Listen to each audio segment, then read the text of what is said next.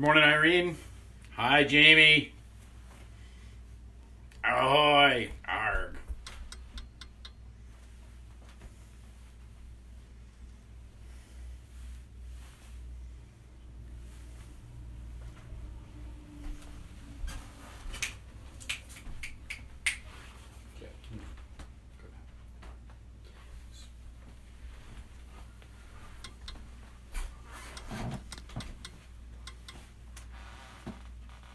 Morning, John.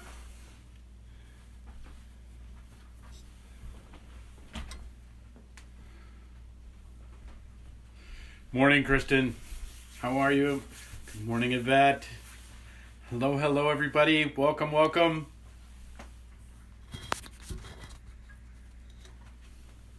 Hello, everyone. Good to see everybody showing up. Good to see. We have a beautiful day. Good morning, Priscilla. Hi, Gail. Happy anniversary, Gail. Good morning, Jim. Jim Pereira. Fall River's own. Good morning, Donna. How are you, friends? Good to see you. Great to see everybody showing up.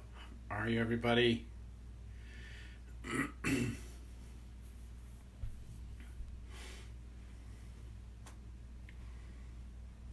Good morning. Good morning, Donna.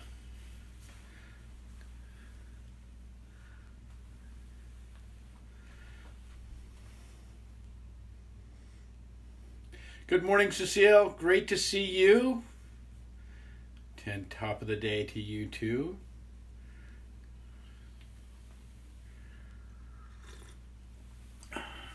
I am hoping and praying everyone is well. Great to see everybody. Good to see you, everybody. Welcome, everyone. Good to see everybody. A few more people coming along. How are you? Good morning. Good morning.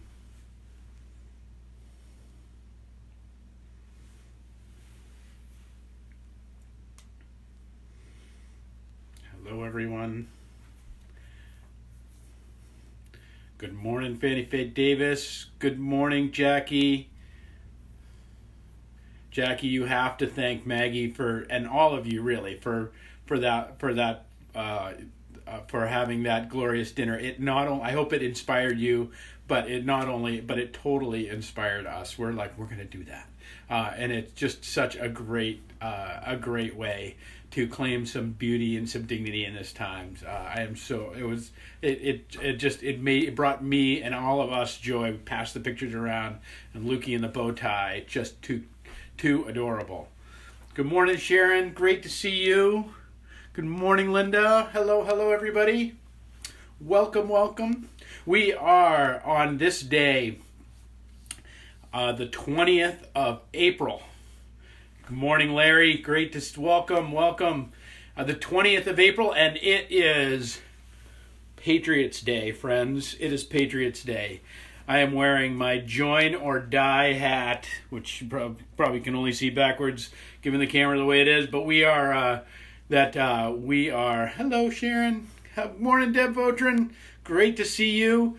That we are in Massachusetts and Maine celebrating Patriots Day. That this is our holiday.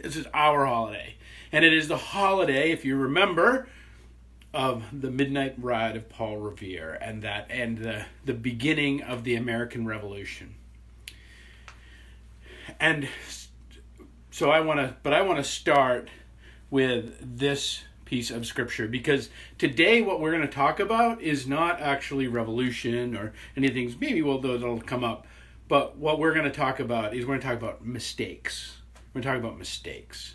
So here is this. This is from the end of the second chapter of Luke.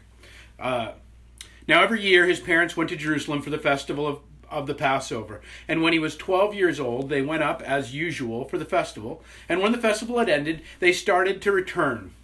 The boy Jesus stayed behind in Jerusalem, but his parents did not know it. Assuming that he was in the group of travelers, they went a day's journey ahead. And they started to look for him among their relatives and friends. And when they did not find him, they returned to Jerusalem to search for him. After 3 days, they found him in the temple, sitting among the teachers, listening to them and asking them questions.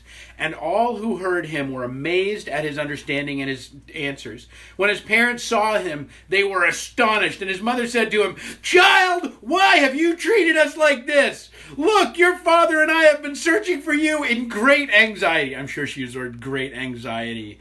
But he said to them, "Why are you searching for me? Did you not know that I must be in my father's house?"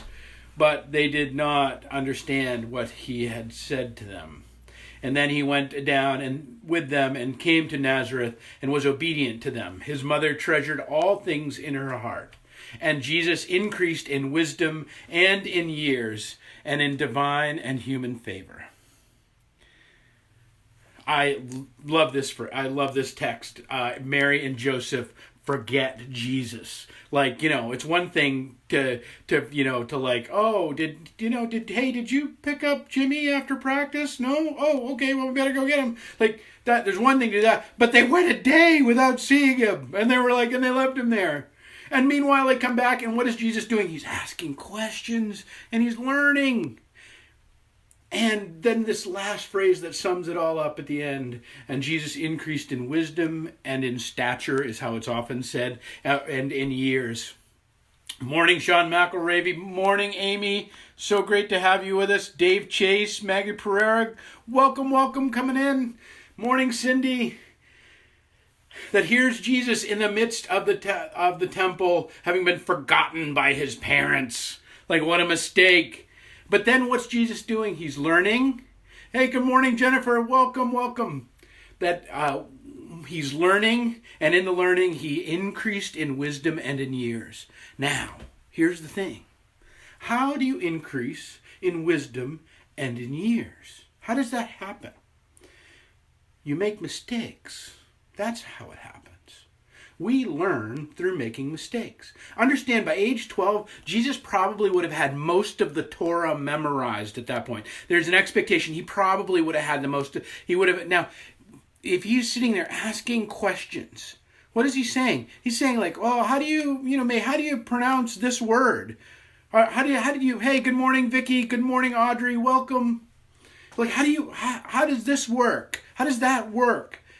That he's making mistakes. Maybe he's pronouncing a word wrong. Maybe he's doing something wrong. That Jesus, in his fully human state and his fully human and fully divine, is making mistakes just like you and I make mistakes. And his parents clearly are making mistakes. They left him there for a day. Oops, sorry. But in the midst of this, there's this grand mistake. Now, today's Patriots Day. I'm wearing my Patriots Day hat, my Join or Die Revolutionary War hat. Good morning, Amanda from France. Good morning, Bonnie. Welcome. That in the midst of Patriots Day, it's immortalized. Good morning, Irene. Welcome. Glad you're here. That it is this midnight ride of Paul Revere. And I just have to read that first piece to you. Like, "Listen, my children, and you shall hear of the midnight ride of Paul Revere. On the 18th of April in 75, hardly a man is now alive who remembers that famous day and year. He said to his friend, if the British march by land or by sea from the town tonight, hang a lantern aloft in the belfry arch of the North Church Tower and a signal light. And one if by land and two if by sea, and I on the opposite shore will be." Like this, that the very foundation of the nation that we have, the very foundation of the state of Massachusetts, the very foundation of all of this comes out of this day and is celebrating this day 245 years ago. And so but the thing is, and Sean's on here, he probably already knows, he may know where I'm going with this, that the first shot heard round the world, that was named by that great poet Emerson, those opening words of his poem, which go, by the rude bridge that arched the flood, their flag to April's breeze unfurled. Here once the embattled farmers stood and fired the shot heard round the world. They stood in the middle of the early morning, 4 or 5 in the morning. The farmers gathered and they stood to face the British who were coming to confiscate the weapons and the weapons cache in Concord, Massachusetts, and they fired a volley against them. And the British fired a volley back, and by the time the smoke had cleared from the British volley, all the farmers had run away. It was a horrible tactical mistake to engage the British where they did in Concord when they did with the numbers that they had. It was a horrible mistake. 9 of the farmers were dead. 1 Brit was dead. It was an awful mistake. Now the rest of the militia would come along and they would engage and they would fight the rest of the day, and other things would happen in the course of the day. But understand that the entire endeavor started with a horrible mistake. The entire endeavor of Jesus' ministry started with a horrible mistake. Because you have the birth of Jesus and you have the angels and the things and the birth and but all that's kind of mysterious. Here you get a taste of what Jesus is really out at as a 12-year-old in the temple, being like, I have wisdom to share to this world. Like he begins to step into we get a glimpse of his true identity of who he's going to be and who he's going to become. That is founded on a mistake. Jesus is in the business of learning and growing in stature, making mistakes. I offer you all of this because I want to really encourage you in this time to make mistakes. And to particularly if you find yourself in a mistake, to not. I know, Amy, every year I say I am going to go watch the reenactment in Concord. Every year. And this year it was canceled. And last year we were all set to go, but it rained last year and it was miserable. And they canceled part of the things. And I'm like, I don't want to go stand in the rain. I'm an old man.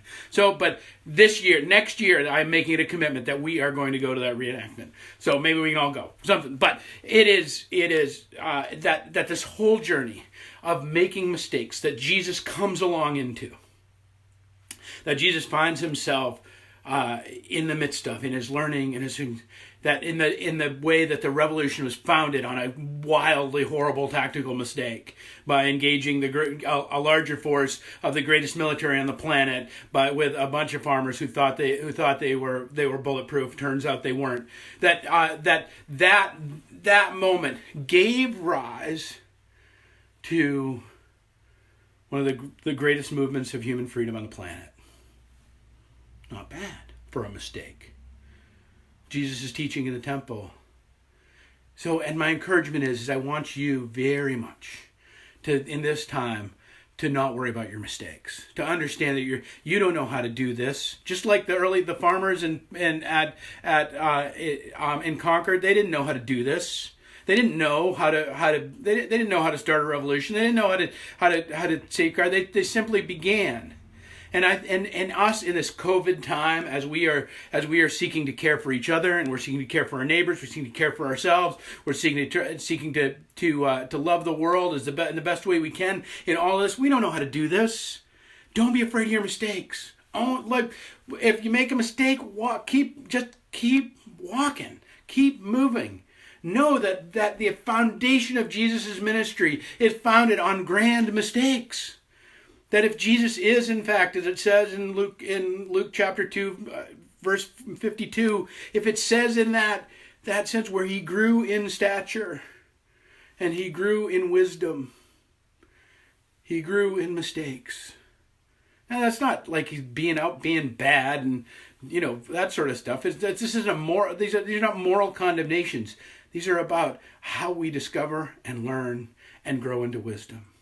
And my friends, discover and learn and grow into wisdom in this. Understand that the love of God holds you in the palm of your hand in this time. That you're not isolated, you're not alone, you're surrounded by all the hosts of heaven who found their way to heaven by their making their own share of mistakes.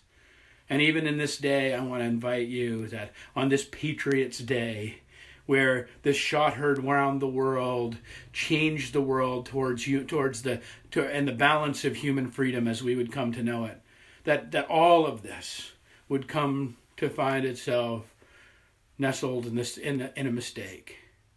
That's right, Dave Chase. A mistake is a sign of a person doing something.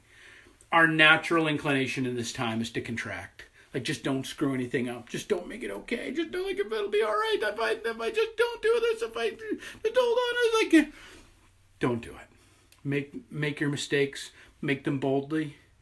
Figure out what's happening. Continue to move. Continue to live. Because, friends, the love of God and the church and the Easter day is born on perhaps the greatest mistake you'd ever know. How about the crucifixion of God who came to save us? Probably not humanity's best moment. Even in all of that, the resurrection comes, and it is Easter tide. Friends, don't be hard on yourself in this time. You're going to make mistakes. Let them go. Let them go. And continue to endure the fight. Because what we know about what happened in Concord, what we know about what happened on the cross, what we know about what happened in these days is that in our perseverance, in our journeying, in our continuing to grow in wisdom and in stature, as Jesus did, we too become the very vessels of the kingdom of God in this world. All right, friends, that's my hope for all of you today. Happy Patriots Day.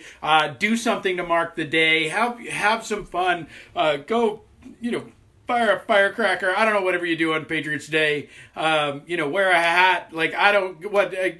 Do something that lets you remember. I'm going to go make Ryan read The Midnight Ride of Paul Revere because, what's the point of having a 13-year-old if you can't torture him with such things? So we're gonna learn about that, and it is my hope that we're gonna have coffee sometime this week. So stay tuned for that. There'll be an email going out. If you want to have coffee with us, just shoot us an email.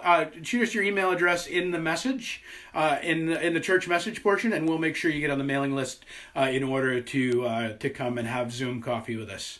All right, friends, have a glorious and great Patriots Day. Blessings.